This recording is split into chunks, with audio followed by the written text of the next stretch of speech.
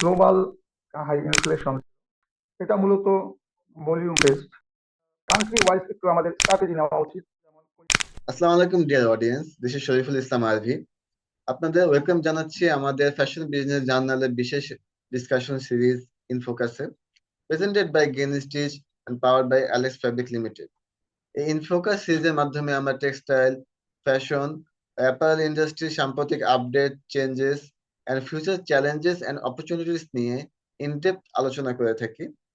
আজকে আলোচনায় আমাদের সঙ্গে রয়েছেন ডেইলি সানের senior reporter mister Rafiqul Islam. Mister Rafiqul Islam, আপনাকে ধন্যবাদ আমাদের সাথে যোগ দেওয়ার জন্য। আসসালামু আলাইকুম ভাই, কেমন আছেন? আসসালাম রহমতুল্লাহ। আছি আলহামদুলিল্লাহ, আপনি ভালো আছেন? আলহামদুলিল্লাহ ভাই। আজকে আমাদের মূল ফোকাসটা হচ্ছে আমাদের দেশের, বাংলাদেশের এক্সপোর্ট পারফরমেন্স কে নিয়ে। বিগত কয়েক মাস ধরে আমাদের দেশে এক্সপোর্ট পারফরমেন্স একটু লো ছিল। তো my first question will be, আপনার মতে এই পতনের মূল কারণগুলো কি কি?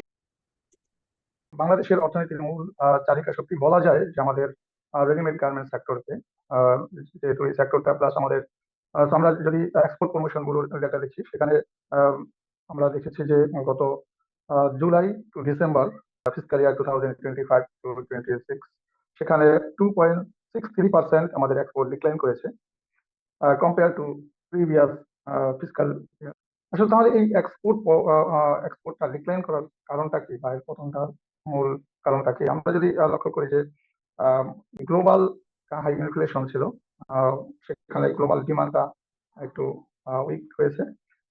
সেটা একটা মেজর কারণ আছে। এর পাশাপাশি আছে যে ইউএস যে রেসিপ্রোকাল ট্যারিফ ইম্পোজ করেছিল, যার কারণে গ্লোবাল একটা সাপ্লাইতে, গ্লোবাল ট্রেড সাপ্লাইতে একটা ডিসরাপশন লক্ষ্য করা গেছে।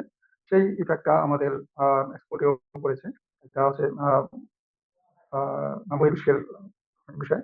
আরেকটা আমাদের ইন্টারনালি বিষয় আছে, যার কারণে এক্সপোর্টটাও সেটা ফল করেছে। সেটা হচ্ছে আমাদের, আপনি জেনে থাকবেন যে বাংলাদেশে একটা বড় অভ্যুত্থান হয়ে গেল আহ, ছাত্র আন্দোলনের মধ্য দিয়ে, অর্থাৎ আহ, যেটাকে আমরা জুলাই 36 বলে থাকি। তো এরপরে মূলত আমাদের বাংলাদেশে একটা ট্রেড এনভায়রনমেন্টে ইনস্টাবিলিটি তৈরি হয়। পলিটিক্যাল ইনস্টাবিলিটির কারণে আমাদের ব্যবসা বাণিজ্যের উপর একটা বড় ইম্প্যাক্ট পড়ে। সেখানে আমাদের আহ, আহ, বিনিয়োগ থেকে শুরু করে সব ধরনের ব্যবসা বাণিজ্যে আমাদের একটা বড় ইম্প্যাক্ট পড়ে। তো এটা একটা কারণ ছিল। তো এই যে পলিটিক্যাল ইনস্টাবিলিটির কারণে আমাদের গ্লোবাল বায়াররা কনফিডেন্স লস করেছে, এবং যার কারণে আমাদের অর্ডার কম আসছে এবং আমাদের অর্ডার গুলো অন্যত্র চলে গেছে। তো এটাও একটা কারণ যে আমাদের এক্সপোর্টটা ডিক্লাইন করেছে। এর পাশাপাশি আমাদের কিছু কমপ্লেন্সের ইস্যু ছিল, যেমন আমাদের প্রোডাকশন কস্ট বেড়ে গিয়েছিল। যেমন এনার্জি প্রাইসটা বেড়েছে। এনার্জি প্রাইস বেড়েছে, আবার সাপ্লাইটাও সেভাবে পায়নি, যেটা ম্যানুফ্যাকচারিং ইন্ডাস্ট্রিটা একটা ইম্প্যাক্ট করেছে। এরপরে হচ্ছে আমাদের যে লেবার আনরেস্টটা ছিল, লেবার আনরেস্টের কারণে দেখা যাচ্ছে অনেক সময় আমাদের প্রোডাক্ট, যেটা এক্সপোর্টেবল প্রোডাক্ট, সেটাকে ডিউ টাইমে আমরা পৌঁছে দিতে পারি নাই, বা সেটাকে আমরা বায়ারদের কাছে পৌঁছাতে পারি নাই। সেটা একটা বড় কারণ ছিল, যার কারণে লিড টাইমটা আমরা মেনটেন করতে পারি নাই। তো এটা একটা ইম্প্যাক্ট পড়েছে। এছাড়া আমাদের ব্যাংক ইন্টারেস্ট রেটটাও বেড়ে গিয়েছিল, কারণ সিঙ্গেল ডিজিট থেকে ডাবল ডিজিট নেওয়া হয়েছিল। তো ওভারঅল আমাদের rising cost of business, doing business, এটা একটা আমাদের ইম্প্যাক্ট পড়েছে। So this reduced price competitiveness compared to our rivals like Vietnam, India, and Cambodia. Okay.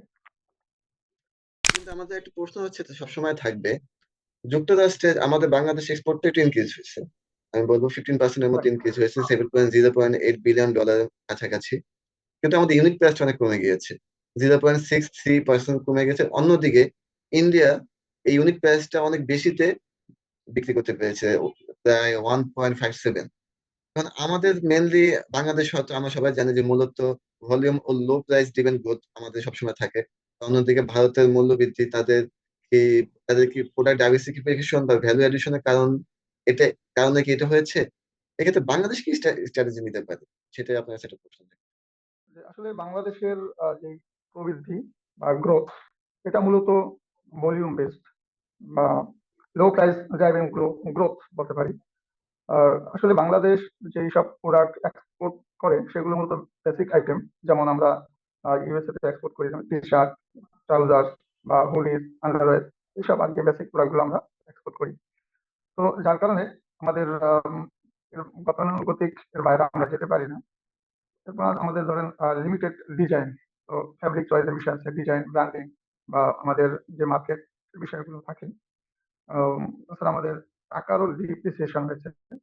তো এইসব কারণে মূলত আমাদের প্রাইসটা মানে লো দেখাচ্ছে আরকি। তো আমরা যেটা লক্ষ্য করেছি যে ইন্ডিয়ার ইউনিট প্রাইস, আমাদের RMG ইউনিট প্রাইসটা 1.57% বেড়েছে।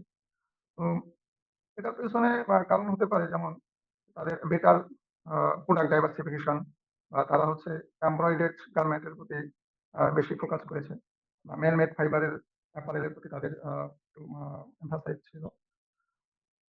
হায়ার ডিজাইন প্রোডাক্টস এবং ভ্যালু অ্যাডেড সার্ভিসের কারণেই তাদের ইউনিট প্রাইসটা বাড়তে পারে বলে মনে করি আমরা। আমরা যেটা দেখেছি, আমি একটু ডাটাটা বলি, যেহেতু আপনি জুলাই টু নভেম্বরের একটা তথ্য নিয়ে আসছেন।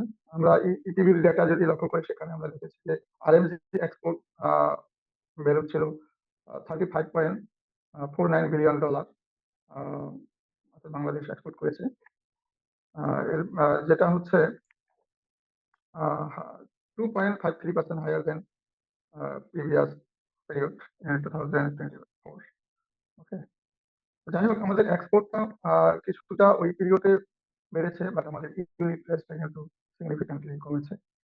সেটা আমরা দেখেছি যে 0.63% কমেছে, যেখানে ইন্ডিয়ার ইউনিট প্রাইসটা বেড়েছে 1.57%।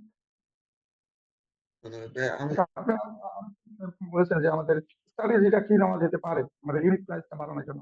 জি আমার মনে হয় আমরা ম্যান মেড ফাইবারের যে অ্যাপারেল এর দিকে একটু নজর দিতে পারি।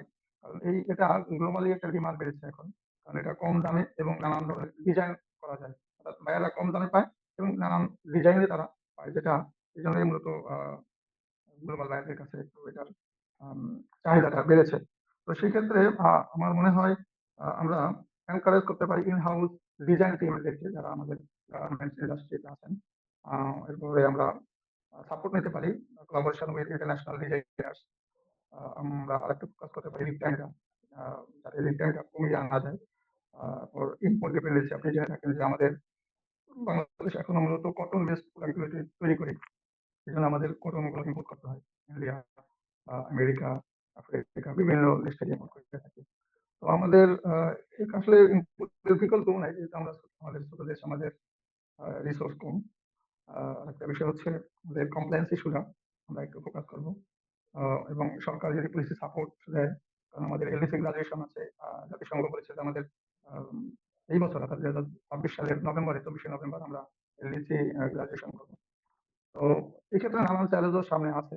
আমাদের এখন ডাইভার্সিফিকেশনের বিকল্প নাই।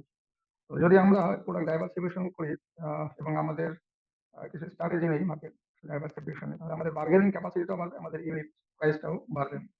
সেক্ষেত্রে আমি মনে করি আমাদের সরকারের, কারণ আমাদের জাতীয় ইলেকশন আছে ফেব্রুয়ারি 12 তারিখে।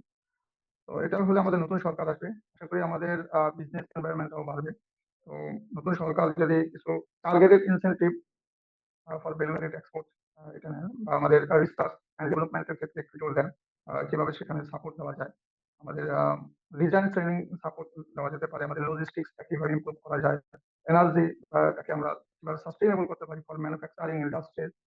তো এগুলো করলে আমার মনে হয় যে আমাদের বার্গেনিং ক্যাপাসিটিটা বাড়বে এবং আমরা ইন্টারন্যাশনাল বায়ারদের কাছে আম সেভাবে বার্গেনিং করে আমাদের ইউনিট প্রাইসটা বাড়াতে পারি। আরেকটা বিষয় হচ্ছে আমাদের ইন্টারনাল একটা আনহেলথি প্র্যাকটিস আছে।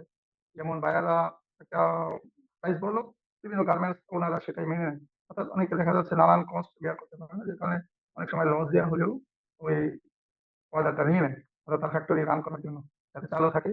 শ্রমিকদের, যেহেতু এই RMZ সেক্টরে প্রায় 40 লক্ষ এমপ্লয়ি আছে, তাদেরকেও বেতন ভাতা দিতে হয়, নানান বিজনেস অপারেশন আছে। তো নানান কারণে তারা হচ্ছে ওই কম প্রাইসেই অর্ডার গুলো নিয়ে নেয়। তো এই আনহেলদি কম্পিটিশন যাতে না হয়, একটু যেহেতু আমরা এখন হাই ভ্যালু প্রোডাক্ট তৈরি করতেছি, এই জন্য বার্গেনিং ক্যাপাসিটিটা আসলে বাড়ানো উচিত। পাশাপাশি আমাদের যেই সাপ্লাই চেইন কিভাবে ইমপ্রুভ করা যায় সেদিকে নজর দেওয়া উচিত বলে আমি মনে করি। আমাদের মাল্টি প্রাইস বাড়ানোর জন্য অনেক স্ট্র্যাটেজির সাথে সাথে আমি এটাও মনে করি যে আমাদের নন ট্রেডিশনাল মার্কেটও অ্যাপ্রোচ করা প্রয়োজন। যেমন জাপান, কোরিয়া, মধ্যপ্রাচ্য, ল্যাটিন আমেরিকা রপ্তানি বাড়ানো, এগুলোর জন্য কতটুকু সম্ভাবনা, মানে বাস্তবতা রয়েছে আমাদের এই বিষয়ে, যে এই বাজারগুলোতে বাংলাদেশের প্রধান বাধাগুলো কি কি থাকতে পারে বা ওভারকাম কিভাবে আমরা করতে পারি? একটা আমাদের এক্সপোর্ট টার্গেট আছে, যেমন $1 ট্রিলিয়ন বাই 2030। এখন যেহেতু আমাদের লেস দ্যান 50 বিলিয়ন আমরা এক্সপোর্ট করে থাকি, এটাকে ডাবল করার একটা টার্গেট আমাদের আরএনজি মেকাররা নিয়েছেন বা সরকার নিয়েছে। তো আসলে এই টার্গেটটা ফুলফিল করার জন্য আমাদের অবশ্যই নন ট্র্যাডিশনাল মার্কেটের প্রতি অবশ্যই নজর দিতে হবে। আদারওয়াইজ আমাদের এক্সপোর্ট গ্রোথ করা সো ডিফিকাল্ট হবে। তো আমাদের এই জন্য আমার মনে হয় যে কান্ট্রি ওয়াইজ একটু আমাদের স্ট্র্যাটেজি নেওয়া উচিত। যেমন কোরিয়া বা জাপান কোন ধরনের প্রোডাক্ট চায়, মিডল ইস্ট কান্ট্রি গুলো কোন ধরনের প্রোডাক্ট ডিমান্ড করে, বা ল্যাটিন আমেরিকান কান্ট্রি গুলো বা আফ্রিকান কান্ট্রি গুলো। তো এরকম আমার মনে হয় একটু এরিয়া বেসড বা কান্ট্রি ধরে স্ট্র্যাটেজিটা নিলে আমাদের আহ, একটু ভালো হয় আর কি, আমার মনে হয়। যেমন জাপান কোরিয়া তারা হাই কোয়ালিটি বেসিক প্রোডাক্টস আছে চায় আর কি, functional wear. Middle East country তারা হচ্ছে একটু মডেস্ট ওয়্যার চায় বা ইউনিফর্ম চায় তারা। তারপর হচ্ছে ল্যাটিন আমেরিকা তারা একটু চিপ বা রিজনেবল ফ্যাশন চায়, এবং অন্যান্য কান্ট্রি আসলে ম্যাক্সিমাম কান্ট্রি গুলোতে এখন ম্যানমেড ফাইবার অ্যাপারেল চায়। তো আমরা সেখানে একটু নজর দিতে পারি। তো নন ট্রাডিশনাল মার্কেট গুলোতে যদি আমরা একটু বেশি আহ, নজর দেই, সেক্ষেত্রে আমাদের কিছু বিজনেস টু বিজনেস, B2B বা G2G, government to government collaboration করা যেতে পারে। এক্ষেত্রে FTA বা PTA এগুলো আমরা করতে পারি। আহ, আবার দেখা যাচ্ছে যে আমরা ওই দেশগুলোতে কিছু শোরুম বাড়াতে পারি, বা আমাদের marketing, branding, buying house, trade representative এগুলো কিভাবে বাড়ানো যায় সেই ক্ষেত্রে একটু নজর দেওয়া উচিত। তারপরে ওই দেশের ব্যাংক, যেমন চায়না আমাদের বড় একটা ট্রেডিং পার্টনার, কিন্তু চাইনিজ কোনো ব্যাংক কিন্তু বাংলাদেশে নাই। তো এটা এখানেও যদি আমরা ব্যাংকটা স্থাপন করা যায়, তাহলে দেখা যাচ্ছে যে আমাদের ব্যবসা বাণিজ্য ফ্যাসিলিটেশন হবে, সহজে আরো করা যাবে আর কি। একটা বিষয় হচ্ছে ল্যাঙ্গুয়েজ অ্যান্ড কালচারাল ট্রেনিং, আমাদের যে কি বলেন স্টাফ আছেন আমাদের আরএনজি সেক্টরে, সেখানেও একটু নজর দেওয়া যেতে পারে। কারণ জাপান কোরিয়া একটু অন্যান্য দেশের একটা ল্যাঙ্গুয়েজগত ব্যারিয়ার আছে আর কি। ওগুলো একটু study নিলে আমার মনে হয় ভালো হয়।